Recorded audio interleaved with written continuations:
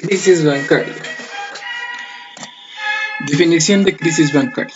Una crisis bancaria se produce cuando un gran número de bancos o instituciones financieras experimentan dificultades financieras graves, lo que puede llevar a la quiebra de algunos de ellos. Esta situación se caracteriza por una falta de confianza en el sistema bancario, lo que puede provocar una retirada masiva de depósitos por parte de los clientes y un aumento de los préstamos incobrables, lo que a su vez puede provocar una disminución del crédito disponible en la economía. Las crisis bancarias pueden tener consecuencias muy graves para la economía en su conjunto, incluyendo la disminución del crecimiento económico, el aumento del desempleo, la disminución del valor de las inversiones y la pérdida de confianza en el sistema financiero. Es por esta razón los gobiernos suelen invertir para tratar de evitar o gestionar una crisis bancaria, a través de medidas como la inyección de capital en los bancos, la garantía de los depósitos de los clientes y la implementación de políticas macroeconómicas para estabilizar la economía. Podemos definir la crisis bancaria como un modelo en el que se generaliza la inestabilidad del sistema bancario debido a que parte de él deja de funcionar por parte de la liquidez o insolvencia. Esa amenaza cunde hacia los demás componentes del sistema. Al respecto, se puede citar las siguientes características para identificar una crisis. 1. La demanda de efectivo insatisfecha, corridas de depósitos generalizadas. 2. La liquidación de créditos en un periodo de boom. 3. Reducción de la disponibilidad de créditos. 4. La venta forzosa de activos. 5. Reducción drástica de los valores de los activos. Características para identificar una crisis.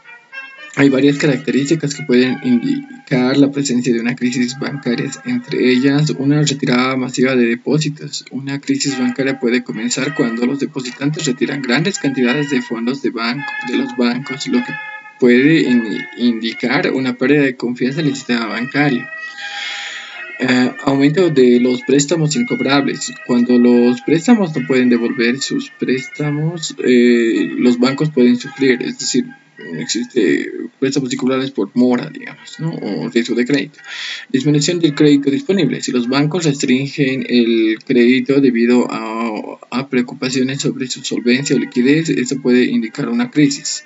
Esa es la reducción del crédito, cuando los bancos no se ven reacios a prestar porque los riesgos que van a asumir pueden ser altamente riesgosos. Quiebras bancarias. Si los bancos quiebran o se acercan a la quiebra, esto puede indicar una crisis.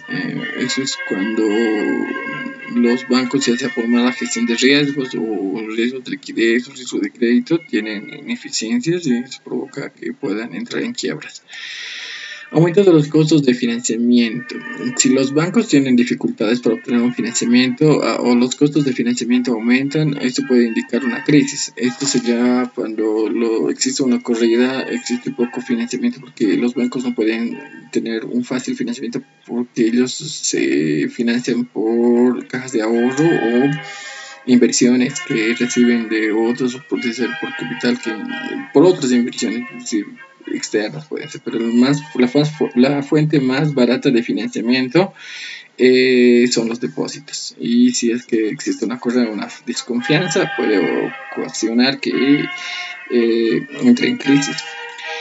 Disminución de la confianza en el sistema financiero. Si los inversores, los depositantes y el público en general pierden confianza en el sistema financiero, esto puede indicar una crisis bancaria inminente.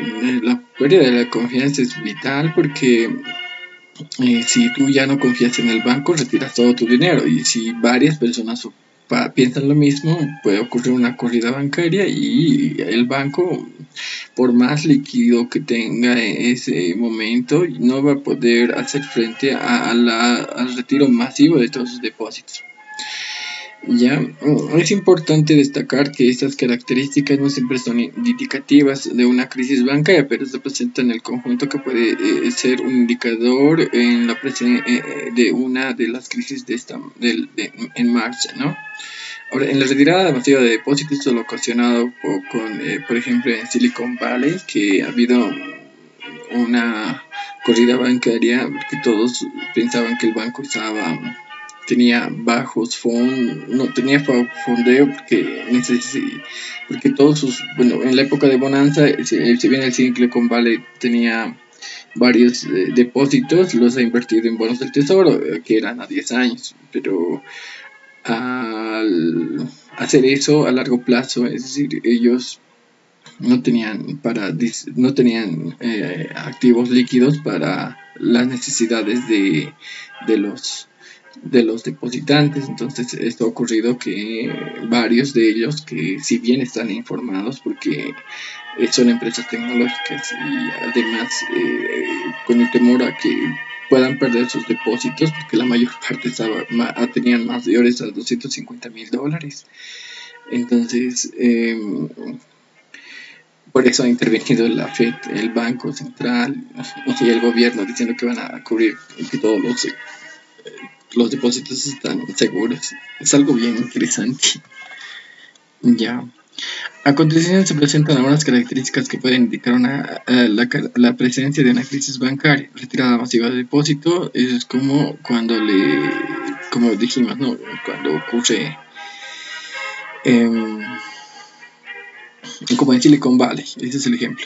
El aumento de los préstamos incobrables, eso es la quiebra de 2018, cuando ha quebrado Lehman Brothers.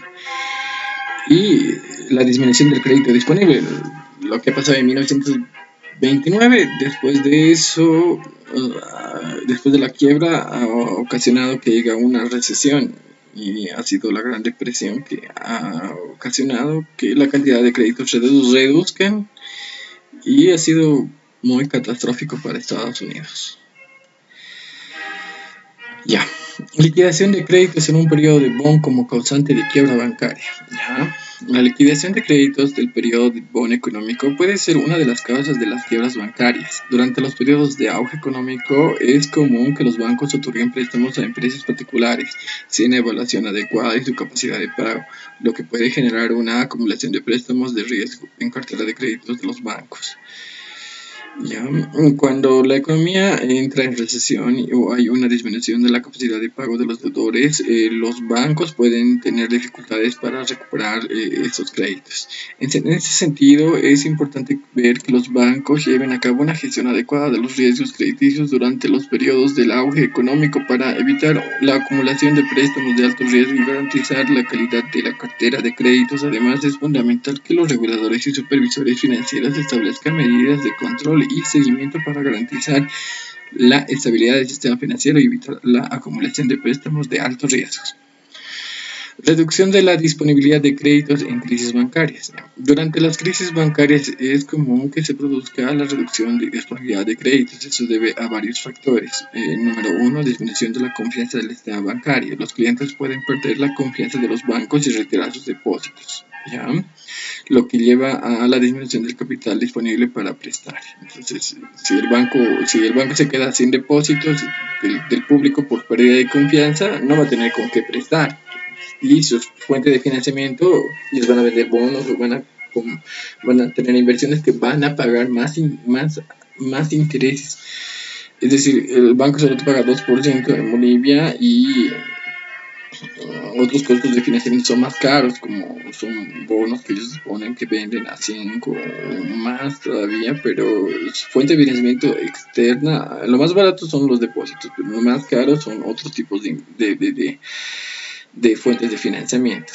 Ya, mayor riesgo crediticio. Durante la crisis, la tasa de impago de los préstamos puede aumentar y lo hace con los bancos que sean cautelosos y otorgar los créditos con una cantidad de préstamos disponibles. Después de que ocurre este tipo de crisis, los bancos ya se vuelven más reacios, es decir, ya ven y catalogan a los que van a prestar con mayor nivel de riesgo y ya no prestan a todos los sectores, solamente a los que ellos ven conveniente. Cuando el resultado de estos factores, las empresas de los individuos pueden tener dificultades para obtener el crédito durante una crisis bancaria, lo que puede afectar a la economía en general. Uy, eso tiene efectos concadenantes porque tengamos en cuenta que el sistema financiero es el reflejo de cómo está la economía. Tengamos en cuenta que si bien el sistema financiero es el que capta todos los recursos, esto lo destina para préstamos. Sí, podríamos decir que todos nuestros ahorros se destinan al ahorro, a la inversión, porque técnicamente, según la economía, el ahorro disponible es igual, la inversión está en función al ahorro menos los impuestos, entonces el ahorro disponible siempre ayuda para que puedan invertir. Entonces podemos definir también que en este caso el sistema financiero delimita lo que viene a ser la estructura bancaria, la estructura productiva de un país, porque ellos deciden dónde invertir. Ya, bueno, ¿qué pasa en una crisis? Existe una venta forzosa de activos en una crisis bancaria, ya, eso es cierto, porque Silicon Valley, al verse escaso de liquidez, ha vendido parte de los bonos que ha comprado, pero en este momento que estamos viviendo, que es 2023, existe que hay mucha inflación en Estados Unidos. Por ese motivo, las políticas neoliberales dicen que si existe inflación, uno de los mecanismos es aumentar la tasa de interés, pero al incrementar la tasa de interés, lo que ocurre es que se vuelven más caros estos tipos de préstamos. Entonces genera que la economía entre en un reajuste y afecta a todos los sistemas financieros, como hemos visto ahora, que igual como han decaído también al tratar de vender estos bonos que se han prestado. Entonces en esta coyuntura han perdido, y al perder en estas acciones que al tratar de recuperar Silicon Valley en este momento han hecho una mala jugada en este momento, porque han vendido sus activos, sus bonos, pero en esta coyuntura les han pagado menos y ese excedente de pérdida se ha ido reflejado en sus estados. Y tengamos en cuenta que esos estados los leen las empresas que tienen, que confían en Silicon Valley, y ahí ocurre un efecto dominó que cuando una persona se informa y tiene el temor a que pueda quebrar la empresa, ocurre el pánico y una corrida bancaria que ha pasado. Ya, durante la crisis bancaria es posible que los bancos se vean obligados a vender activos para hacer frente a sus obligaciones y cubrir sus pérdidas. Esto se conoce como la venta forzosa de activos y puede tener varios efectos en la economía y sus inversores. La caída en el valor de los activos: si muchos bancos están vendiendo sus activos al mismo tiempo, puede haber una sobrecarga en el mercado, lo que puede provocar una caída en los precios de los activos. Esto puede afectar a los inversores que poseen estos activos, ya que pueden perder dinero y si los venden durante este periodo. Disminución de la inversión y el empleo: si los bancos están vendiendo activos, es posible que tengan menos dinero disponible para invertir en nuevos proyectos o préstamos, lo que puede afectar a las empresas y a la economía en general. Oportunidades de inversión. Por otro lado, la venta forzosa de los activos también puede crear oportunidades de inversión para aquellos que estén dispuestos a comprar estos activos a precios más bajos. Si los inversores tienen suficiente capital, pueden esperar el tiempo suficiente para obtener beneficios a largo plazo comprando activos en momentos crisis. Esto es lo que es más importante, porque según Ray Dalio, es momento de que cuando existe este tipo de crisis ya tengamos un buen capital para que podamos ver las empresas que están atravesando, los bancos que están atravesando dificultades económicas, para evaluarlas y poder comprar a precios más bajos algunas acciones o bonos que en el tiempo van a volver a recuperar y van a tener mayor rentabilidad. Entonces es un momento de que podamos diversificar el activo de portafolio de inversiones. Reducción drástica en el valor del de activos en crisis bancarias. Durante una crisis es común que se produzca una reducción drástica en el valor de los activos, especialmente en aquellos que están vinculados más a la actividad bancaria. Esta caída en los precios de los activos puede ser por varios factores. Pérdida para los inversores. Si los inversores poseen activos que han perdido valor durante la crisis bancaria, pueden sufrir pérdidas financieras importantes. Esto puede afectar tanto a inversores individuales como a empresas y fondos de inversión que han invertido en estos activos. Puede ocurrir también un riesgo sistémico. Si muchos bancos tienen activos, han perdido valor, esto puede crear un riesgo sistémico para el sistema financiero. Si los bancos no pueden cubrir sus pérdidas, esto puede desencadenar una cadena de ventas y afectar a otros bancos y empresas, lo que puede provocar una recesión económica. La afectación del crédito, la reducción del valor de los activos puede llevar a una disminución en la disponibilidad de créditos, ya que los bancos pueden tener menos capital disponible para prestar. Esto puede afectar tanto a las empresas como a los consumidores, quienes pueden tener dificultades para obtener préstamos. Oportunidades de inversión. Por otro lado, la caída de los precios de los activos también puede presentar oportunidades de inversión para aquellos que estén dispuestos a comprar activos a precios más bajos. Y si los inversores tienen suficiente capital y pueden esperar tiempo suficiente, pueden obtener beneficios a largo plazo comprando activos en un momento de crisis.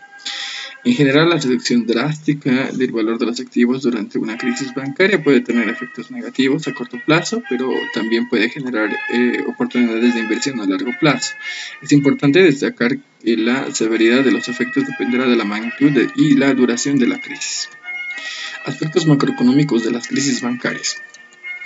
El sistema bancario tiene un alto grado de interrelación en la economía. Si la economía es afectada por un proceso de crisis de los bancos, se ven afectados, el sistema bancario es débil, la economía sufre. Esta relación de dependencia es el justificativo válido para que los gobiernos intervengan directamente y en circunstancias de crisis y apoyar en ese momento la economía, ¿no?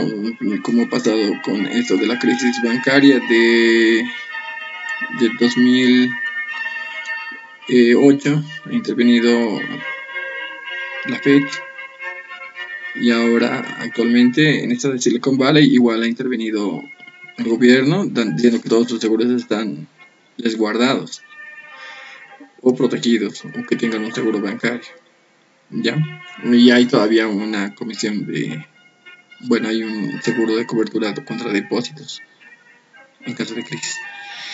Ya, en economías donde el sistema financiero está constituido principalmente por bancos y donde los mercados de capitales no funcionan, lo hace de manera incipiente. La vulnerabilidad de la economía debido a un mal funcionamiento de los bancos hace aún mayor en los sistemas financieros. ¿Qué significa? Que si bien, como lo decía, el sistema financiero es el reflejo de la economía. Si la economía está mal, puede provocar una par en los créditos, lo que ha pasado en 1929, que es un efecto que ocurre cuando quiebran los bancos. Los problemas de liquidez o solvencia de un banco son de última instancia. El problema individual corresponde a las debilidades de carácter operacional o administrativo, ético, que generan la inviabilidad de la entidad financiera. En muchas ocasiones, este problema individual puede llevar a una crisis sistémica en el sector bancario a través de un efecto contagio dominó, si la economía es vulnerable en este proceso. Ya eso ha pasado, en 1929, que es lo que ha ocurrido con el tema de la quiebra o la gran recesión o la gran depresión del 29. Ya, quiebra técnica. A ver, un banco es una empresa intermediaria de recursos utilizados para la realización de sus actividades. Depende fundamentalmente de los recursos del propio consumidor a quien presta sus servicios. Los bancos reciben dinero del público y lo suman al propio para las operaciones de crédito del mismo banco. Es normal que las entidades reguladoras de cada país fijen límites en la relación del capital propio con los recursos captados o prestados, según el caso. Como este parámetro busca limitar el riesgo que el banco toma con los dineros del público, hoy en día la mayoría de los países está optando por una relación entre el patrimonio y los activos del banco ponderados por el riesgo de cada tipo de colocación. En relación al patrimonio sobre los llamados activos de riesgo se llaman coeficiente de ecuación patrimonial. En Bolivia es mínimo que tienen que tener el 10% de coeficiente patrimonial, pero también existe un riesgo de liquidez según Basilea. Eso lo vamos a ver después. Quiebra técnica de un banco. Ver, la quiebra técnica de un banco ocurre cuando la situación financiera no puede cumplir con sus obligaciones financieras, como pagar sus deudas o cumplir con los requisitos de capital. En términos generales, esto significa que el banco no tiene suficiente capital para cubrir sus pérdidas y pagar sus deudas, lo que puede llevar a la insolvencia. En este caso, en Silicon Valley era una quiebra por riesgo de liquidez. No tenía en ese momento suficientes recursos disponibles para devolver a sus depositantes. ¿Ya? En una situación de quiebra técnica, el banco puede intentar reestructurar sus deudas y buscar una inyección de capital para recuperarse, pero si estas medidas no funcionan, pueden terminar declarándose en bancarrota. Los efectos de la quiebra técnica de un banco pueden ser significativos y pueden tener un impacto en la economía en general, y en algunos posibles efectos disminuyen las pérdidas de depósitos. Si un banco se declara en quiebra técnica, es posible que los depositantes pierdan parte o la totalidad de sus depósitos. Esto puede tener un efecto negativo en la confianza del público y en el sistema bancario, y puede generar una corrida bancaria en otros bancos. Esto es un efecto dominó en lo que está pasando actualmente. Ya.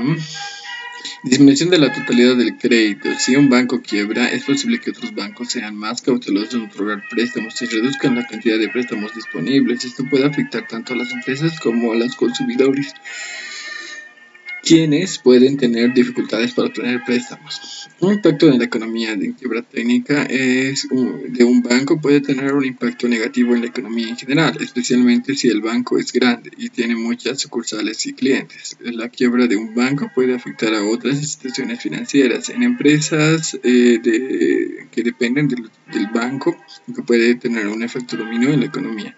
Es importante destacar que los reguladores financieros suelen intervenir en situaciones de quiebra técnica de un banco. El incumplimiento de lo que hablamos del coeficiente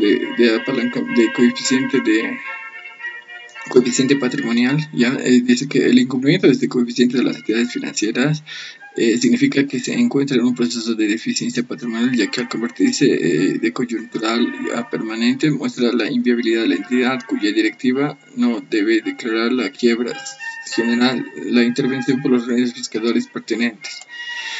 Otra de las características que distinguen a los bancos de empresas no financieras es su grado de apalancamiento, es decir, la relación entre sus pasivos y su patrimonio, mientras que la empresa productiva está relacionada que entre una y dos en los bancos está alrededor de los 10. Esto es un banco se beneficia 10 veces por cada punto adicional de sus rentabilidades en sus activos y pierden 10 por cada uno de punto adicional del pasivo.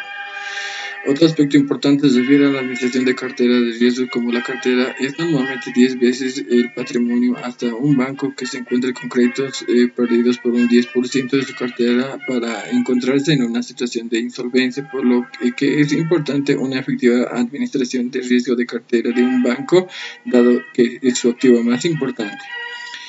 Corridas bancarias. El proceso de pánico de una compañía o una corrida bancaria suele ser muy peligroso para la inestabilidad del sistema, ya que en momentos de que las entidades más débiles del sistema financiero se encierran en simple rumor de que puede generar ahorristas que acudan a las entidades más grandes para recuperar sus depósitos.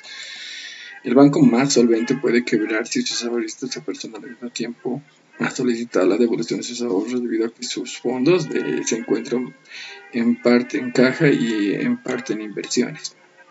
Pero ¿qué son técnicamente las corridas bancarias? Las corridas bancarias son un fenómeno financiero en el cual un gran número de depositantes de un banco retiran sus depósitos en un corto plazo de tiempo debido a preocupaciones sobre la solvencia del banco. Estas preocupaciones pueden surgir por rumores o noticias negativas sobre la salud financiera del banco o por eventos externos que pueden afectar la confianza del sistema bancario en general, como una crisis económica o una recesión.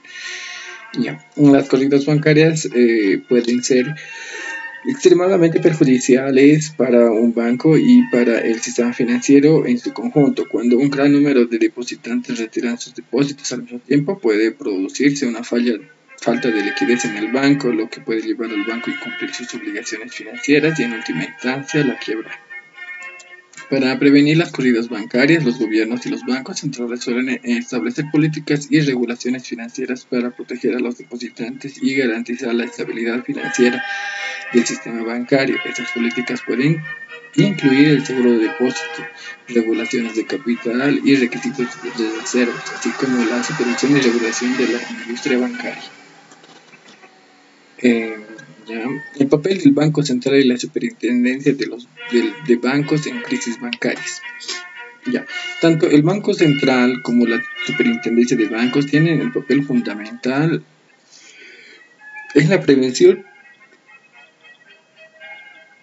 y la gestión de las crisis bancarias. Aquí explico cuál es el papel de cada una de las etapas. Prevención de las crisis. Un banco central tiene la responsabilidad de supervisar a los bancos para asegurarse que cumplan con las regulaciones y políticas financieras establecidas. Además, puede establecer requisitos de capital y reserva para garantizar que los bancos tengan suficiente liquidez para hacer frente a situaciones de estrés financiero. La superintendencia de bancos es la entidad encargada de supervisar y regular a los bancos para garantizar que cumplan con las regulaciones financieras. También puede llevar a cabo inspecciones periódicas para asegurarse que los bancos estén operando adecuadamente y sus estados financieros sean precisos y confiables. Gestión de las crisis bancarias. En caso de una crisis bancaria, el Banco Central puede intervenir en el mercado para proporcionar liquidez a los bancos afectados, ya sea mediante préstamos o comprando activos. También puede establecer medidas de emergencias como límites reiterados de depósitos para evitar corridas bancarias. En este caso, siempre interviene la Superintendencia de Entidades Financieras, que en este caso es la ASFI, con políticas y reglamentos que están establecidos en la Ley 393. Del sistema financiero boliviano. Lo que ha pasado también con el Banco Fácil es algo bien importante destacar, porque pese a que siempre del 2021, han tenido calificaciones de riesgos negativos y han descendido, tenía riesgo de crédito, riesgo de liquidez, riesgo operativo, y aún así recién está interviniendo en este año. Una economía de mercado de los actores actúan en función de sus intereses en el marco de la regulación establecida. En el caso del sistema financiero boliviano corresponde a la regulación desde la promulgación de la ley 1670 del 31 de octubre de 1995 y el Banco Central de Bolivia y como decíamos, la ley 393 que ha sido promulgada en agosto del 2013. Sin embargo, en un asunto donde los costos de un derrumbe y los beneficios del sistema sano comparten todos, no se puede dejar a todos los actores liberados en las leyes de mercado. Aquí tiene que representar que los depositantes en la vigilancia de los bancos a fin de mantener una disciplina en el comportamiento de las instituciones financieras. Cabe a la superintendencia de bancos la tarea de fiscalización en las mismas. Estas instituciones es la responsable de los bancos mantengan límites prudenciales establecidos por el Banco Central y respete la normativa relevante. Caso del Banco Fácil, que en la parte novena de la ley de servicios financieros establecía un límite que tenía que tener por los depósitos en el Banco Central y ha incumplido 1, 2, 3, son muchos que ha incumplido. Finalmente, el Banco Central, la tarea del ente rector de la política monetaria. El objeto institucional del Banco Central es mantener la estabilidad de los precios, para lo cual dispone varios instrumentos, el más importante de los cuales son las operaciones de mercado abierto, es decir, las operaciones de compra y venta de títulos y valores en el mercado, mediante los cuales aumenta o reduce la oferta de dinero en el sistema financiero. Oye, esto es también muy complicado, porque con lo que estamos viendo actualmente, que la economía boliviana tiene escasez de dólares, tengamos en cuenta que nominalmente puede tener el Banco Central una reserva de 3 millones, que hasta febrero era la última publicación, pero físicamente estamos hablando de algo nominal y algo real que no es palpable, y es algo bien delicado este tema también. Bancos de liquidaciones. En nuestro país, el 31 de diciembre del 2000 existían casi a promedio de 12 bancos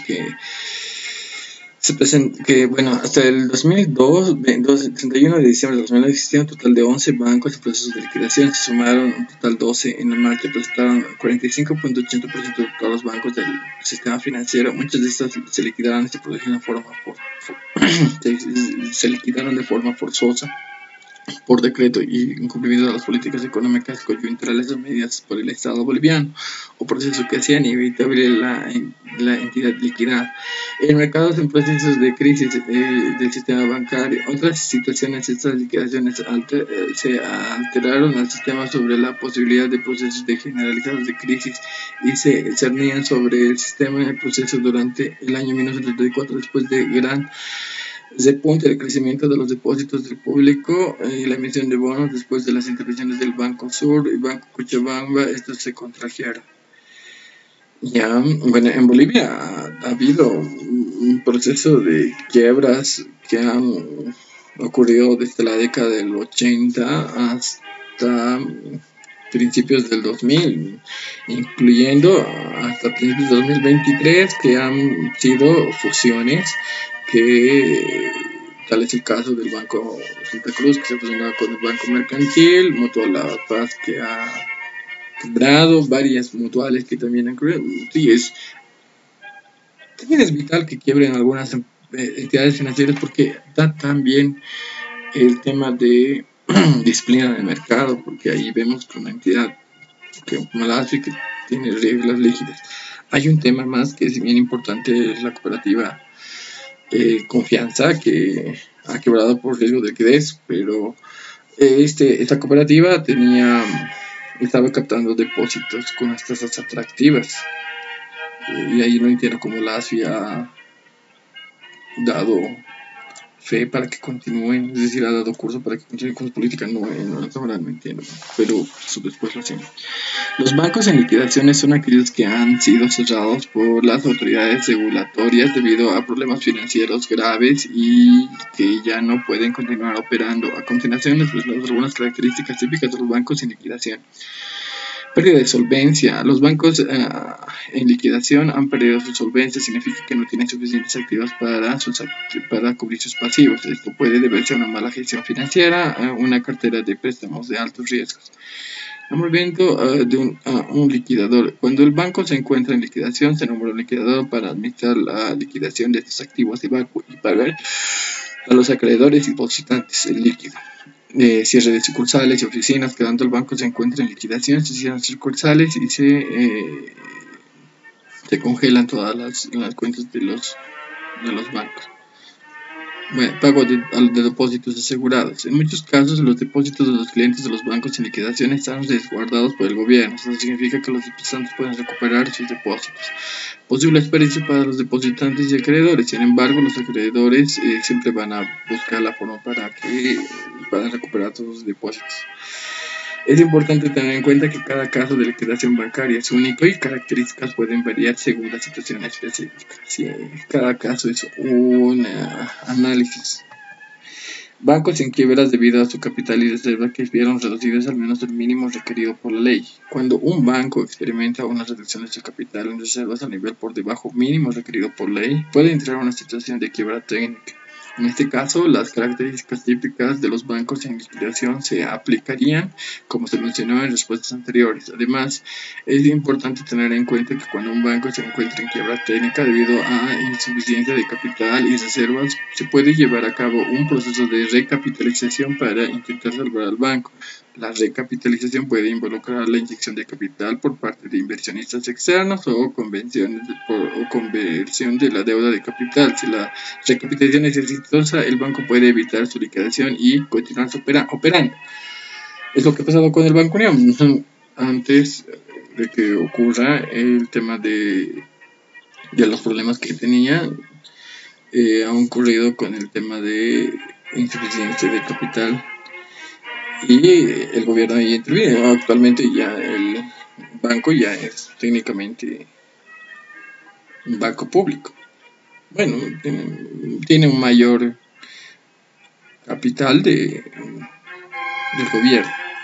Ya, sin embargo, si la recapitalización no tiene éxito, el banco puede ser cerrado y liquidado con las implicaciones mencionadas anteriormente para los depositantes y acreedores. En cualquier caso, la insuficiencia de capital y reservas es un problema serio para un banco y puede llevar a consecuencias graves como tanto para el banco como para sus clientes. Se otorgaron préstamos que comprometieron la responsabilidad del individuo o una sociedad montos superiores al 20% del patrimonio neto. Si se otorgaron préstamos que comprometen la responsabilidad del patrimonio de una sociedad por montos superiores al 20% de su patrimonio neto, esto puede ver un riesgo financiero significativo aparte del patrimonio neto, que es la diferencia entre los activos y pasivos de una persona en sociedad que representa su valor neto. Si una persona o sociedad se endeuda por encima de su capacidad de pago, esto puede generar problemas financieros graves. Si bien no tengo entendido, hay también una denuncia que el Banco Fácil ha prestado a una persona menor de 19 años, bueno, mayor de 18 años, que tenía 19, que es 20, pero que no tiene esa capacidad de pago, ampliada una línea de crédito, una tarjeta de crédito que era aproximadamente casi como una línea que tenía una capacidad amplia para que pueda sacar. Tomamos de cuenta que una tarjeta de crédito es una línea de crédito que tiene un límite disponible. En este caso, su límite disponible era alrededor de 90.000. En este caso, en el caso de que un individuo su deuda comprometa más del 20% del patrimonio neto, es posible que tenga dificultades para pagar sus deudas y mantener su nivel de vida actual. Si esto ocurre, puede haber consecuencias negativas para el individuo. Esto, en embargo, de los bienes y pérdida de su casa y otros activos importantes en el deterioro de su historial crediticio. ¿Qué va a pasar? Dices que tenía 19 años. Ya. En el caso de que una sociedad y su deuda compromete más del 20% del patrimonio neto, esto puede ser un riesgo para la rentabilidad financiera de una empresa. Si la empresa no puede pagar sus deudas o se puede declarar en bancarrota y cerrar sus puertas. Esto puede llevar a la pérdida de empleos, trabajos, empresas y pérdidas en inversión para los accionistas. Es importante tener en cuenta que en general se considera que un nivel de deuda si compromete más del 20% del patrimonio neto es elevado, pues que es signo de riesgo financiero. Por lo tanto, es importante para las personas y las empresas manejar su deuda de manera responsable y evitar comprometer su capacidad de pago. Ahí ya hago referencia también a lo que ha pasado con el banco de confianza, que ha prestado, bueno, no es un banco, es una entidad financiera, ya, pero ha prestado mucho dinero. Es grave, que también lo vamos a estudiar más adelante, ya, pero solamente dar un resumen de que actualmente está en proceso de liquidación porque ha destinado, ha prestado, ha hecho malversación de fondos en sí, pero radica en un riesgo de crédito. Se efectuaron operaciones créditos vinculadas a ejecutivos y funcionarios de manera directa encubiertas por el Ejecutivo a la ley. Si una institución financiera efectúa operaciones de crédito vinculadas con sus ejecutivos y funcionarios de manera directa o encubierta, esto puede ser considerado como conflicto de intereses y puede contravenir las leyes y regulaciones financieras. Esto debe a que los ejecutivos funcionarios de las instituciones financieras tienen acceso a la información confidencial y privilegiada sobre los préstamos y otras operaciones financieras de la institución, lo que puede permitirles beneficiarse indebidamente de las mismas. En muchos países existen leyes y regulaciones que prohíben a las instituciones financieras realizar operaciones de crédito con sus ejecutivos y funcionarios de manera directa o encubierta. Estas leyes buscan proteger a los clientes y asegurar que las instituciones financieras actúen de manera ética y responsable. Si se descubre que una institución financiera ha realizado operaciones de crédito vinculadas con sus ejecutivos y funcionarios de manera directa o encubierta, puede haber consecuencias graves. Con esto puede incluir sanciones financieras legales y pérdidas de confianza por los clientes y el público en general, y daños de reputación a la institución financiera. Es importante que las instituciones financieras actúen con transparencia y ética en todas sus operaciones y eviten cualquier conflicto de intereses que puedan afectar a sus clientes o a la integridad del sistema financiero. Como la administración crediticia deficiente provoque altos índices de mora y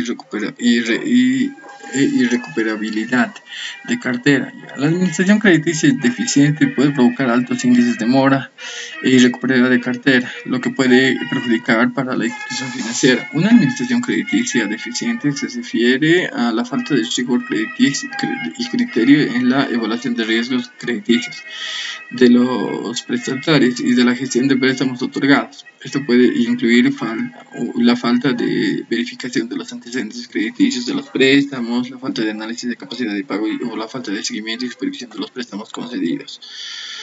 Si una institución financiera no cuenta con buena administración crediticia, puede proceder préstamos o prestatarios que no son capaces de pagarlos o que no cumplen con los términos del contrato. Esto puede provocar un aumento en los índices de mora, que es la proporción de préstamos que no son pagados en el plazo establecido, y en los índices de irrecuperabilidad de la cartera, que se refiere a la proporción de préstamos que no se pueden recuperar y que son considerados pérdidas para la institución financiera. El aumento de los índices de mora e irrecuperabilidad de la cartera pueden tener consecuencias graves para la institución financiera, incluyendo la disminución de la rentabilidad, la pérdida de confianza de los clientes y el público en general, la necesidad de aumentar la provisión para cubrir las pérdidas y, en casos externos, la insolvencia y el cierre de la institución. Por lo tanto, es fundamental que las instituciones financieras tengan una administración crediticia adecuada y eficiente, los criterios claros para evaluar los riesgos crediticios y un seguimiento riguroso de los préstamos concedidos. De esta manera se puede reducir los riesgos y aumentar la probabilidad de recuperar los préstamos otorgados. La ausencia de incompatibilidad y de la contabilidad confiable puede permitir la omisión de partidas importantes con fines ilegales, lo que puede ser perjudicial para una institución financiera, para sus clientes. La confiabilidad es fundamental para una institución financiera, ya que permite registrar todas sus transacciones y operaciones que realiza, así como llevar un seguimiento y control de los recursos y activos de instituciones. Lo que pasa actualmente, no sabemos cuánto están las reservas internacionales, y es lo que ha pasado también, que nos han bajado la calificación de riesgo a nivel de Bolivia. Ya. Si una institución financiera no cuenta con una contabilidad confiable, puede hacer omisiones o errores en el registro de las operaciones, puede ocultar actividades legales o fraudulentas. Por ejemplo, puede omitir ingresos o gastos importantes y puede registrar operaciones inexistentes. La ausencia de una contabilidad confiable puede tener consecuencias graves para una institución financiera, incluyendo la pérdida de la confianza de los clientes y el público en general, sanciones legales y financieras en casos extremos, la insolvencia y cierre de la institución. Es bien importante tener que las instituciones cuenten con una contabilidad confiable, transparente y que permita llevar un registro adecuado de todas las transacciones y operaciones realizadas. Esto incluye contar con las políticas y el procedimiento claros para la contabilidad y registro de las operaciones, así como contar con el personal capacitado y competente en estas áreas. Además, es fundamental contar con los mecanismos de control y supervisión adecuados para verificar y validar la información contable y detectar cualquier irregularidad. Ahora, el costo de liquidar a los bancos es un costo social que se transmite a través de impuestos y que pagan los ciudadanos. Eso es 100% real, porque al final, si quiebra un banco, en este caso va a quebrar o ya ha quebrado varias instituciones financieras a nivel mundial. Y esto es todavía más complicado porque lo van a pagar lo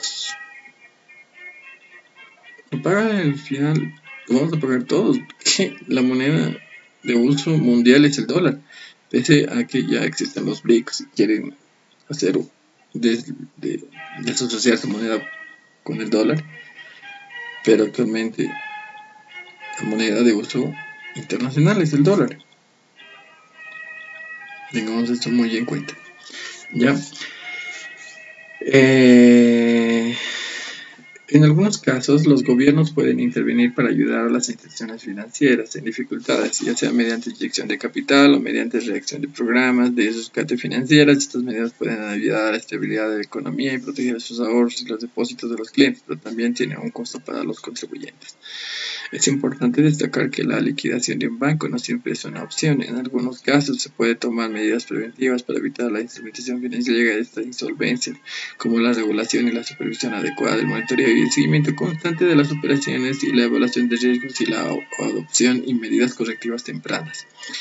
En resumen, el costo de liquidar al banco es un costo social significativo que afecta a la economía y a los ciudadanos. Es importante contar con políticas y medidas preventivas adecuadas para evitar que las instituciones financieras lleguen a la insolvencia y contar con mecanismos de control y supervisión adecuados para garantizar la estabilidad del sistema financiero y proteger a los clientes y ahorristas. Ahora, hay varios métodos que se pueden utilizar para estudiar las crisis. Hay algunos métodos que podemos ver que en un futuro vamos a verlo. El análisis estadístico, el método que implica uso de datos cuantitativos para identificar los patrones y tendencias de los mercados financieros en la economía en general. Los analistas pueden utilizar técnicas de análisis de series intertemporales, estudiar relaciones entre variables claves como el crecimiento del PIB, el desempleo, la inflación y tasas de interés previos a los activos financieros. No vamos a utilizar eso en el caso. Vamos a estudiar con el estudio de casos. El estudio de casos puede ser útil para analizar las causas y las consecuencias de una crisis financiera particular. En este enfoque, los investigadores profundizan un análisis de una crisis financiera específica para identificar los factores que la desencadenaron y las medidas que tomaron para manejarla. Esa vamos a hacer porque vamos a estudiar cada caso para poder determinar cuáles son sus orígenes, porque tengamos en cuenta que todo se repite. Ya, análisis de redes. El análisis de redes se utiliza para estudiar las interacciones de diferentes actores en el sistema financiero, como los bancos, reguladores y organismos internacionales. Los investigadores pueden utilizar técnicas de análisis de redes para identificar vulnerabilidades del sistema financiero, cómo pueden propagarse los riesgos. También vamos a utilizar esto. Experimentos económicos. Los experimentos económicos implican la relación de situaciones simuladas que los participantes toman decisiones financieras en un entorno controlado. El enfoque puede ser útil para estudiar cómo los diferentes factores afectan. Aquí ya sería hacer como un experimento a nivel social. Podemos difundir un rumor y ver cómo eso influye en las personas, y eso influye en la sociedad, y eso influye en la economía, y eso influye en los bancos, y pueden, por un rumor o una especulación, hacer quebrar una institución, pero no, eso no sería ético, así que experimentos económicos no lo vamos a ver. ¿Algún autor de estudio de las crisis financieras? A ver, hay varios autores que estudian las crisis financieras. Vamos a estudiar como Carl Reinhardt y Ken Frost, que son economistas estadounidenses que han estudiado las crisis financieras a nivel mundial. En su libro The Team Different Centro Financial, analiza las crisis financieras de diferentes países y en épocas históricas, utilizando una base de datos de 200 años. Wow. Vamos a ver. André Blum es un economista profesor de finanzas del MIT que ha estudiado las crisis financieras y las burbujas especulativas utilizando el enfoque estudiado de casos en su libro Adapt Mark Finance Evolution. También Muriel Rooney es un economista y profesor de finanzas de la Universidad de Nueva York que ha estudiado varias crisis financieras utilizando el enfoque de estudio casos en su libro Crisis Económicas Crash Course. Estos autores han utilizado el enfoque de estudio de casos para analizar las causas y consecuencias de las crisis financieras, así para proponer las soluciones y medidas preventivas. En sus trabajos han sido muy influyentes en el campo de la economía y las finanzas, que han ayudado a los inversores y reguladores y responsables políticos para tomar mejores decisiones en situaciones de crisis financieras. Perfecto. Ya. A ver, estaba buscando también el libro de Adapt Marks, Financial of the Shape of Strong, escrito por Andrew. Este libro es importante en su contribución en el campo de la economía y las finanzas. Han percibido numerosos elogios y reconocimientos. En el libro lo argumenta que los mercados financieros son completamente eficientes y están sujetos a fallas y disminuciones son pocas. También utiliza y describe que cómo las emociones y los comportamientos interrelacionados pueden influir en la toma de decisiones financieras. Propone un marco de trabajo para integrar la teoría y el comportamiento de la teoría financiera tradicional. Su libro ha sido muy bien percibido por la comunidad financiera y ha sido recomendado por varios expertos en el campo.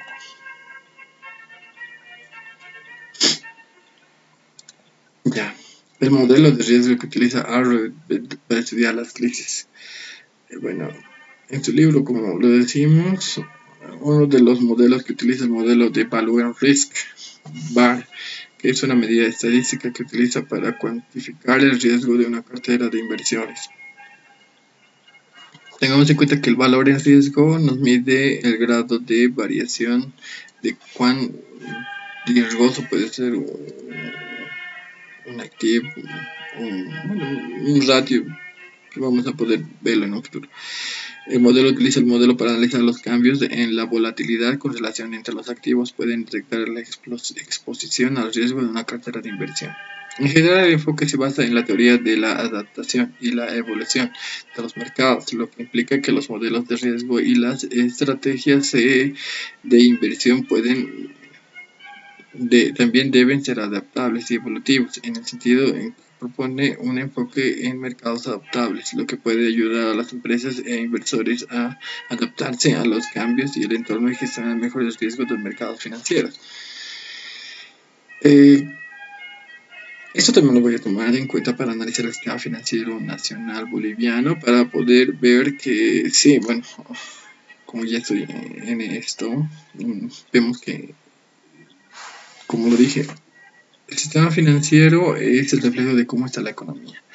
Vemos que la economía está desde el 2014 a la actualidad decreciendo, todavía aún más con la crisis del coronavirus del 2020, que actualmente la economía está no decreciendo, con una tendencia decreciente.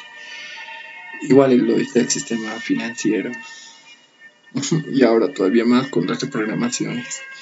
Está muy complicado. Ya, ¿conoces el modelo de riesgo de valor RISC, que es el valor que ha utilizado Andrew W? Sí, el modelo de valor RISC es un modelo modelo estadístico que utiliza para cuantificar el riesgo de cartera de inversión. Andrew lo utiliza el modelo en su libro Market Financial Evolution Range para analizar los cambios de volatilidad en relación a los efectos que puede afectar el riesgo en valor en riesgo. El valor en risk bar estima el riesgo máximo de una cartera de inversión en un intervalo de tiempo determinado con un nivel de confianza específico. En otras palabras, el VAR indica cuánto dinero se podría perder de una cartera de inversión en un periodo de tiempo determinado con probabilidad determinada. El VAR se calcula utilizando datos históricos de precios y volatilidad de los activos de cartera de inversión. Puede ser calculado utilizando diferentes enfoques estadísticos como el enfoque paramétrico, el enfoque histórico, el enfoque de la simulación de Monte Carlo. Vamos a utilizar el enfoque de simulación de Monte Carlo para analizar el sistema financiero. En general, el VAR es un modelo útil para cuantificar el riesgo de una cartera de inversión y puede ser utilizado por inversores, gestores de riesgos y reguladores financieros para evaluar el riesgo o pérdida del periodo de tiempo determinado. El modelo de VAR, el Value and Risk VAR, que es un modelo estadístico que se utiliza para cuantificar el riesgo de una cartera de inversión. El VAR se define como el valor máximo que se espera de una cartera de inversión que pierda en un periodo determinado en un cierto nivel de confianza. La distribución de los rendimientos de los activos de la cartera se utiliza para estimar la volatilidad y la correlación entre los activos. Existen diferentes métodos para estimar la distribución de los rendimientos, como el enfoque paramétrico, el enfoque histórico y el enfoque de simulación de Monte Carlo. Es importante tener en cuenta que el modelo de VAR no es una herramienta perfecta para medir el riesgo que se basa en supuestos y limitaciones estadísticas. Además, el VAR no puede predecir con precisión los eventos externos a las crisis financieras. Ya, el valor RIC puede variar dependiendo del enfoque que se utiliza. Pues se describen los tres enfoques más comunes. El enfoque paramétrico. El enfoque paramétrico es un enfoque que el enfoque supone que los rendimientos de los activos de la cartera siguen una distribución normal, logaritmo normal, que permite utilizar fórmulas matemáticas para calcular el VAR. El cálculo del VAR paramétrico se basa en la medida de la desviación estándar de los rendimientos de los activos. El VAR se calcula multiplicando la desviación estándar de los rendimientos por el valor crítico de la distribución normal o de Student. Correspondiente al nivel de confianza deseado y al origen de tiempo especificado. El resultado del VAR en términos del valor monetario o porcentaje de la cartera o de inversión. El enfoque histórico. Este enfoque utiliza los datos históricos de los rendimientos de los activos en cartera para estimar la distribución de los rendimientos del VAR. El cálculo del VAR histórico se basa en una observación de las pérdidas máximas que se han producido en el pasado para un nivel de confianza determinado. Por ejemplo, se utiliza el promedio de confianza de 95 en el VAR histórico. Sería pérdida máxima observada por un pasado que se ha producido. Ahora, el enfoque de Monte Carlo, de simulación de Monte Carlo, es un enfoque que utiliza la simulación de múltiples escenarios posibles de los rendimientos de los activos de cartera para estimar la distribución de los rendimientos del VAR. El cálculo del VAR en Monte Carlo implica la generación de múltiples escenarios aleatorios de los rendimientos de los activos en la cartera utilizando una distribución de probabilidad específica para cada activo. A continuación de calcular vamos a calcular nosotros con el VAR para determinar cómo está el sistema financiero actualmente, pero vamos a trabajar con las empresas, los bancos que han quebrado, y vamos a dar un resumen de cómo está la economía en su totalidad. Ya, un conjunto ordenado de rendimientos de cartera. En general, el cálculo del VAR puede ser complejo y requiere estimaciones de varios parámetros, como la distribución de los rendimientos y el volteo de correlación entre activos y la cartera. Esto lo vamos a hacer. A ver. Ya, pero para poder entender un poco más, necesito averiguar qué han pasado con estas crisis financieras. La crisis del tulipán en Holanda, los tulipanes valían más que una casa, que al final las hojas, la crisis del tulipán no era que era un tulipán negro, sino que era un virus que infectaba la planta y que era por esa característica natural que tenían esa específica natural, pero al ver que existía un tulipán que era escaso, ha provocado que se incremente su valor. Tomamos en cuenta la ley económica que cuando un bien es escaso se incrementa su valor. Ya, lo que ha provocado la crisis del mar del sur, la crisis de los mares del sur, Gran Bretaña, ya esto es bien complicado porque tengamos en cuenta que Gran Bretaña, Inglaterra, en 1970 era que toda su economía se basaba en las libras esterlinas.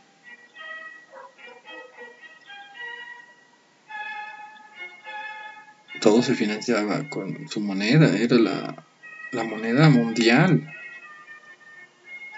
Y allí hay algo bien importante que tomamos en cuenta. Tengamos en cuenta que acá hay un patrón. Mira, en 1920, con la crisis de Gran Bretaña, de Inglaterra, la moneda que era la libra esterlina ha dejado de ser moneda y ha empezado a ser la moneda del dólar. La Gran Depresión de 1929, que ha sido, que vamos a estudiarlo más a detalle, que ha sido provocada por exceso de oferta, corridas bancarias, recesión económica. La única que ha sido más estudiada. La crisis del petróleo en 1970, la crisis de la deuda latinoamericana en 1980, la crisis del sudeste asiático de la deuda de 1990, Los tres tristes tigres. No, bueno, son los tres tigres asiáticos. La crisis del punto com, o la burbuja.com, la crisis financiera global, 2009-2007, lo que ha cambiado la quiebra de Lehman Brothers. El papel de los bancos en la economía. Eh, los bancos son instituciones financieras que facilitan los préstamos entre prestamistas y prestatarios, por lo que juegan un papel de asignación de capital y permite que los hogares obtengan una hipoteca para una casa, granjas para obtener préstamos, para una máquina cosechera para obtener un préstamo para construir una nueva fábrica. Con eso quiero decir que los bancos son importantes en la economía porque generan el aparato productivo y cómo se va a diseñar la estructura de la economía de un país. Y eso vamos a estudiarlo. Bueno, con esto me despido diciendo gracias totales y espero que vean cómo el sistema financiero determina una estructura del país y cómo son que ocurren nuestras quiebras financieras y tengan entendido que todo se repite. Es como la vida, es como una normal. Naces, creces, después tienes hijos, llegas a una plenitud de éxito de tu carrera profesional, tienes cosas, consigues tus metas, tienes más objetivos, consigues tus sueños, alcanzas tus sueños, estás en una etapa de tu cúspide de tu vida, pero al final todo acaba. Solo somos un breve instante en una línea de tiempo que gira linealmente. Gracias totales, buenas noches.